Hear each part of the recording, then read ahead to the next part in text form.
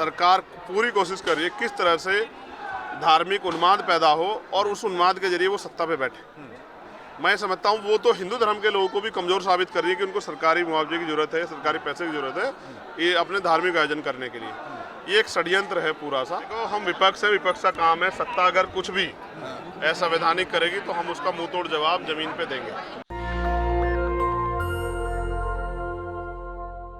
आज आपका पहला राष्ट्रीय अधिवेशन है पार्टी का। और आज ही योगी सरकार ने फैसला लिया है कि वो जो दलितों की सरकारी जमीन थी उसे खरीदने के लिए कि आप जमीन की लड़ाई जमीन पे लड़ेंगे। अच्छा, देखो हम विपक्ष है, विपक्ष का काम है, सत्ता अगर कुछ भी असंवैधानिक करेगी तो हम उसका मुंह तोड़ जवाब जमीन पे देंगे। और हमने सुना है कि अगर संसद या विधानसभा आवारा हो जाए तो सड़कें आवारा नहीं रहनी चाहिए, इसलिए हमने तय किया है। मैंने आज ही मुख्यमंत्री जी को संदेश भेजा है कि अगर आपको एक गलतफहमी हो कि इस समाज का कोई सुरक्षा कवच नहीं है तो ये गलतफहमी दूर रखना। अभी भीमार में आज़ाद समाज पार्टी है, बहुत सारे लोग समझौता कर सकते हैं, लेकिन भीमार में आज़ाद समाज पार्टी हक की लड़ाई को मैदान में लड़ेगी। और अगर क्योंकि बड़ी मुश्किल से ज़मीनें हमें मिली थी, उनको हमने खून पसीना सींच के तैयार किया है, मेहनत की है, जमींदार की लाठी खाई है, तमाम तरह की मुसीबतें सही हैं, और उसके बावजूद अगर सरकार हमारी ज़मीनों को छीनने का रास्ता साफ करे तो ये सहा नहीं जाएगा। एक सवाल ये है कि अखिलेश यादव ये कह रहे हैं कि मायावती की जो पार्टी है बीएसपी, उनके जो प्रत्याशी होते हैं उनके बीजेपी तय करती है, तो क्या आपकी जो पार्टी है वो बहुजनों को जगा रही है? ये इतना नकली सवाल आज तक मैंने सुना नहीं। नहीं, वो कह रहे हैं नहीं, आपने मुझसे क्या सवाल किया? कोई क्या कह रहा है उससे अलग मुझसे क्या सवाल कर रहे हैं, बताइए।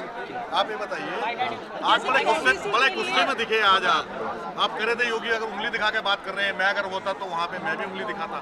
नहीं, सिर्फ उंगली नहीं दिखाता, मैं उनको गलत नहीं करने देता। अच्छा, ये लोकतंत्र है, आप सत्ता में हो, सरकार सबकी है, आपकी जिम्मेदारी है कि अंतिम व्यक्ति के लिए अवसर पैदा करो। अवसर पैदा करने की बजाय आप दलित पिछड़ों का हक छीन रहे हो। 69,000 शिक्षक भर्ती में क्या किया उन्होंने?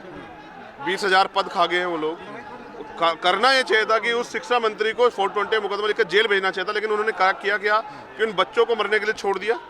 तो अगर वो अन्याय करते तो उस अन्याय को मैं वहाँ जवाब देता। जैसे कि पंचायत वो जिस तरह से डराने धमकाने काम करते हैं, ये भाषा शैली एक संत के लिए भी और एक जनप्रतिनिधि के लिए भी अच्छी नहीं। रामनवमी मनाने जा रही है सरकार सरकारी पैसे से। मैंने कहा ना, सरकार पूरी कोशिश कर रही है किस तरह से धार्मिक उन्माद पैदा हो और उस उन्माद के जरिए वो सत्ता पे बैठे। मैं समझता हूँ वो तो हिंदू धर्म के लोगों को भी कमज़ोर साबित कर रही है कि उनको सरकारी मुआवजे की ज़रूरत है, सरकारी पैसे की ज़रूरत है ये अपने धार्मिक आयोजन करने के लिए। ये एक षड्यंत्र है पूरा सा, और इस षड्यंत्र को हमने आज यहाँ बेनकाब किया है अपने कार्यकर्ताओं के जरिए। कार्यकर्ता ज़मीन पे जाके बेनकाब करेंगे कि जानबूझ के वो मंदिरों को राजनीतिक मंच बनाने का काम कर रही है। उन्होंने कहा कि वो आएंगे, हमारे जनप्रतिनिधि आएंगे, वहाँ मुख्य अतिथि होंगे। आप ये सोचो, मंदिर से धर्म का काम होता है, मस्जिद से धर्म का काम होता है। अगर वहाँ जनप्रतिनिधि आके अपनी पार्टी के प्रति स्पीच करेंगे तो इससे क्या उस मंदिर में एक ही पार्टी के लोग जाते? और महिलाओं को स्पेशली महिलाओं को टारगेट किया जा रहा है। उन महिलाओं की सुरक्षा मुख्यमंत्री क्यों नहीं कर पा रहे हैं? मैं तो तब ये मानता कि मुख्यमंत्री उत्तर प्रदेश में वो कहते हैं जीरो टॉलरेंस नीति है, तो इतना जो अन्याय हो रहा है हाथरस में क्यों नहीं न्याय दिला पाए मुख्यमंत्री? क्यों इतनी कमजोर पैरवी की? सीबीआई की रिपोर्ट, क्लोजर रिपोर्ट के बाद वो ऑफेंस कैसे गायब हो गए? तो सब देख रहा है उत्तर प्रदेश, सब देख रहा है देश, किस तरह से महंगाई, बेरोजगारी, भ्रष्टाचार बढ़ रहा है, किस तरह से SC, ST, OBC माइनॉरिटी कर्मचारियों को तंग किया जा रहा है, किस तरह से यहाँ इन वर्गों के साथ अन्याय हो रहा है, इनकी जमीन, इनके साधन किस तरह छीने जा रही है, ये जनता देख रही है। और समय आने पे हमारे लोग इसका जवाब देंगे। बताओ आप अशोक गहलोत कि हाथरस पे इतना बड़ा हंगामा हुआ, लेकिन एंड ऑफ द डे क्या होता है कि जितने भी आरोपी होते हैं वो रिहा हो जाते हैं। तो हम एक आप लोग मूवमेंट तो बनाते हैं, लेकिन जब न्याय प्रक्रिया में आता है तो वो इंसाफ नहीं मिलता। तो आप लोग इस पे क्या करेंगे? देखो, न्यायपालिका में उनका वर्चस्व है। पहले दिन से सरकार उस मामले में न्याय ना मिले इसके लिए लगी हुई थी। आप सबने देखा किस तरह पुलिस का, एडमिनिस्ट्रेशन का दुरुपयोग हुआ। सरकार ने जो वादे किए थे वो भी पूरे नहीं किए। सरकार को पहले से कैसे पता था कि फैसला उनके पक्ष में आएगा? ये सब चीज़ें जो है ना सत्ता के संरक्षण में हुई है, उसके खिलाफ भी हम लोग अप्रैल में हमारी दिल्ली की टीम ने तय किया कि एक बड़ा प्रोटेस्ट हम लोग दिल्ली में करेंगे। दूसरा, हम लोग हाई कोर्ट में भी उसको जो है ना उस मामले को लेकर जाए। हमारे नेता हिमांशु वाल्मीकि जी गए थे, परिवार से मिले, मैंने भी बात की, मैंने उनको आश्वस्त किया कि अगर यहाँ से न्याय नहीं मिलेगा तो हम हाई कोर्ट, सुप्रीम कोर्ट में जाएंगे। लेकिन ये भी समझना पड़ेगा कि सत्ता के संरक्षण से इस तरह से न्याय को प्रभावित करने वाले दलों को भी याद रखना पड़ेगा कि सत्ता बदलती है और ये मामले कोर्ट के हैं। लॉयर्स को अपनी बात रखनी होती है, सब चीज़ें होती हैं, लेकिन फिर जब न्याय के ऊपर सत्ता पर हावी हो जाए तो इस तरह के फैसले आने स्वाभाविक। हमारा काम था उस मामले को लड़े और हमने लड़ा और मजबूर किया कि सरकार ने सीबीआई जांच कराई। कुलचंद सर, आपसे पिछले अधिवेशन में आपने कहा था, बहुत अच्छी बात कही थी कि हम स्कूल खोलेंगे शिक्षा को लेकर, तो अब मैं पूछना चाहती हूँ कि आप लोगों ने उसमें क्या किया है? बस ये आपकी जानकारी के लिए कंफर्म कर दूँ, हमारा भीम आर्मी का अधिवेशन था, ये हमारी आज़ाद समाज पार्टी काशीराम का अधिवेशन है। भीम आर्मी के लोगों को हमने वो काम सौंपा था, वो लोग इस काम को कर रहे हैं। आज हमने यहीं पे हमारे छत्तीसगढ़ से एक पाठशाला चलाने वाले साथी आए हैं, राजीव सोनी, हमने उनको सम्मानित भी किया क्योंकि वो मेरे इस बात को कहने के बावजूद अपनी कमाई का 60% पैसा बच्चों की शिक्षा में लगाते हैं।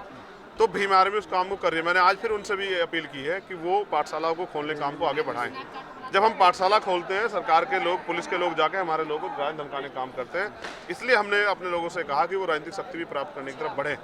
अगर पुरानी पेंशन बहाल करानी है, प्रमोशन में रिजर्वेशन चाहिए, अपनी ज़मीन बचानी है, अपना घर बचाना है, अपने रोजगार बचाने हैं, आरक्षण बचाना है, संविधान बचाना है, तो अब आपको आज़ाद समाज पार्टी काशीराम को ताकत देनी पड़ेगी, क्योंकि आज़ाद समाज पार्टी काशीराम में स्वतंत्र रूप से इस लड़ाई को बहुजन समाज की लड़ सकती है। लिंचिंग का दौर फिर शुरू हो गया है। मैंने कहा, झारखंड की सरकार ने कहा था मॉब लिंचिंग में कानून बनाएंगे, नहीं बनाया। मैंने जो नॉन बीजेपी सरकार है उनको भी कहा बिहार जाके मॉब लिंचिंग कानून बनाओ, वे तो नहीं बना पा रहे।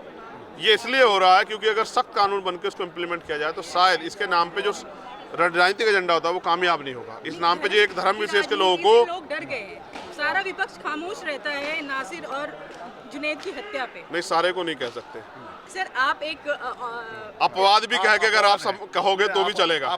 हमने पूरे हरियाणा में प्रोटेस्ट कराया, पूरे राजस्थान में प्रोटेस्ट कराया, पूरे उत्तर प्रदेश में प्रोटेस्ट कराया और पूरे उत्तराखंड में, तब जाके मुख्यमंत्री जागे। लेकिन मैं आपसे ये भी कहना चाहता हूँ कि मीडिया के लोगों को भी ध्यान रखना चाहिए कि वहाँ सरकार किनकी है।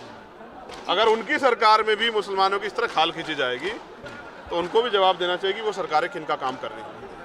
उनसे भी ज़्यादा अत्याचार दलितों पे वहाँ होता है। आज ही के दिन जितेंद्र मेघवाल की मूछें रखने पे हत्या हुई थी उसी राजस्थान पे, और मैं जब वहाँ गया तो मुझे अरेस्ट किया गया था एयरपोर्ट पे।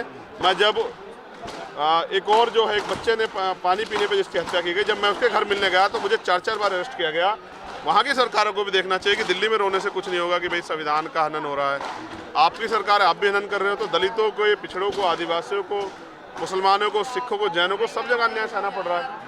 तो उनको अपनी लड़ाई लड़ने के लिए अपने दलों को मजबूत करना चाहिए। उनको बैसाखियों का सहारा छोड़ना पड़ेगा, किराए के मकान छोड़ने पड़ेंगे। आज़ाद समाज पार्टी काशीराम के साथ जुड़े, उसको ताकत दे और खुद ताकतवर हो।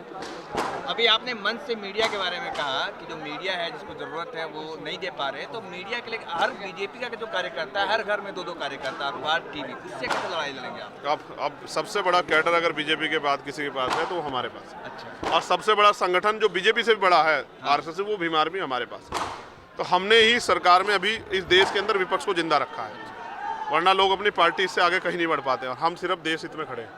हम अपने देश की रक्षा करेंगे, अपने देश के संविधान की रक्षा करेंगे और जो देश में वंचित तबका उसके अधिकारों की रक्षा करेंगे, उनको नए अवसर देंगे। ये हमारी जिम्मेदारी है, हम इसको कर रहे हैं। मध्य प्रदेश, राजस्थान में क्या तैयारी है आपकी? क्या साथ लड़ेंगे किसी की या अकेले? हम इस रिजल्ट से ही बताएंगे कि हमारी क्या तैयारी। 24 को लेकर पहले 23 पे काम कर ले, 24 पे बात करें। नेशनल दस्तक की आपसे गुजारिश है कि अगर इसको बचाना चाहते हैं तो नेशनल दस्तक को सब्सक्राइब करने के लिए रेड कलर के सब्सक्राइब बटन को दबाएं, फिर बेल आइकन की घंटी दबाएं। नेशनल दस्तक को बचाने के लिए बहुत जरूरी है कि हर खबर को शेयर करें, लाइक करें, कमेंट जरूर करें।